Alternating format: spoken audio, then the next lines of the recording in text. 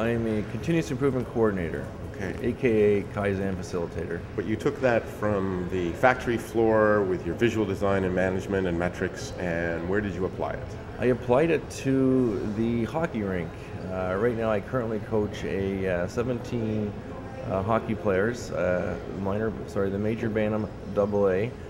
We are the Clarington Toros out in Durham region. And what I've done there is I've applied all the lean tools, all the lean concepts towards hockey. At first, did I think it was going to work? No. I said, you know what, for me, lean is a way of life right now. So I applied the lean principles towards hockey. What did the kids think when you first proposed this, or the parents think when you first said, we're going to go lean? At first, I don't think there's another coach out there that applies these lean principles. At first, they thought I was a little cuckoo. They said, what is lean? So basically, I had to give them the lean knowledge, teach them what lean is all about. Elimination of waste through our value stream. What is our value stream? It all starts with the kids preparing themselves the night before. They wake up the next morning. It's all about nutrition and rest in order to have a proper meal to perform that day. So we've given them knowledge of what nutrition is all about. So we leave it up to them. From there, they go to school, which is an everyday thing. I highly encourage the kids to go to school and to do well. School comes first, hockey comes second. From after that, after school, they come home and they prepare themselves for the game.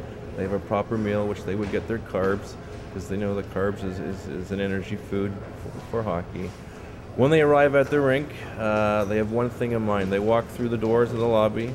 They do not go to the snack bar. They don't associate with the girlfriends. They don't associate with the parents. They have one thing in mind, is they go right to the change room. From there, on the change room door, it's up to the manager and the coach. The trainer has what we call name bars, and on those name bars are the kids' names.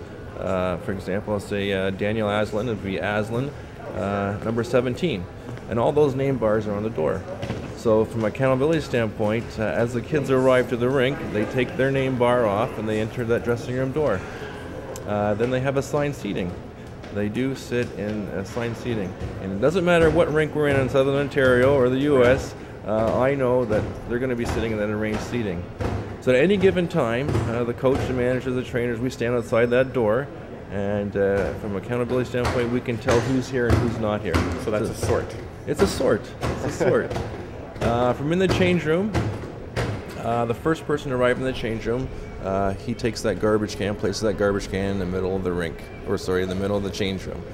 This way, when the players derobe their equipment and the tape and so on, all the trash goes in the trash container.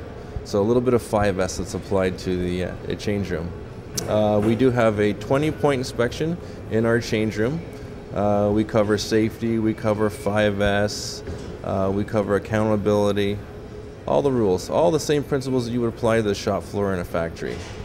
And have the kids learned terms like Kaizen and 5S, or do you just keep it simple and in normal hockey language, or how do you work with that? They understand what 5S is all about right now. I'm still having a hard time with sustaining the process. I mean, they're still 14-year-old boys, but you know what, every day is a challenge, but as every day they come to the rink, they understand what it's all about and how they're going to improve on it. And have you had Kaizens that solved problems that you were running into, or? Every game is a Kaizen. Okay. Every game is a Kaizen. And what happens there are every game is videotaped, and myself and the other coaching staff will sit down after the game and walk through the game. We will pick out the imperfections we call the top three. They'll range from, too many penalties, root cause of why we lost the game, discipline on the ice, which is the root cause. How do you get discipline? Training. You train them. Another example would be flow on the ice. If you're standing around, you're not doing much out there. So a consistent flow. So you apply all those things, write them down on paper, and you apply them in practice. And the next game you get back at it and improvement. Have you any parents who work in manufacturing who might have bumped into lean and have an idea of what you're doing here? You have a few parents that work at a gym out in Oshawa, Right. and they understand what lean is all about, and they're just amazed at how we can apply the same principles to the rink. Not just at the rink, but as a coach, we try to teach these kids life skills. So when we're teaching them life skills at the rink, it carries over, and they bring that home to them, to their family.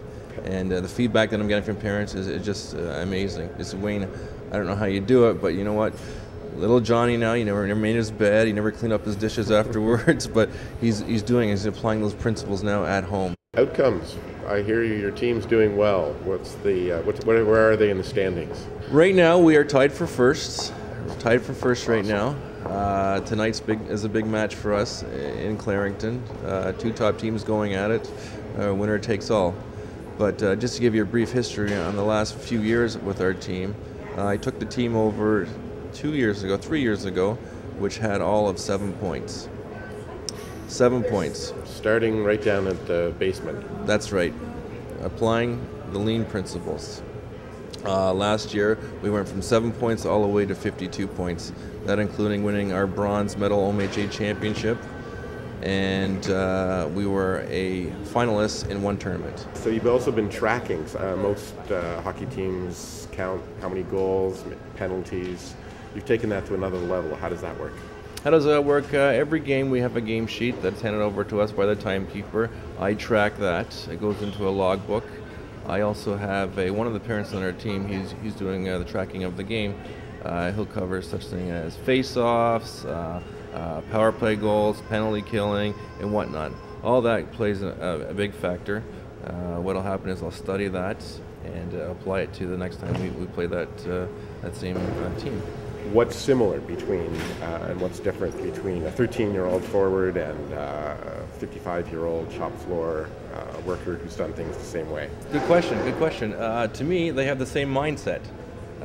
They don't want to change. They don't know how to change, but they need that coach there to show them the right way and the wrong way, to give them that training that they need to show them, you know what, this is good, we're going to make it better.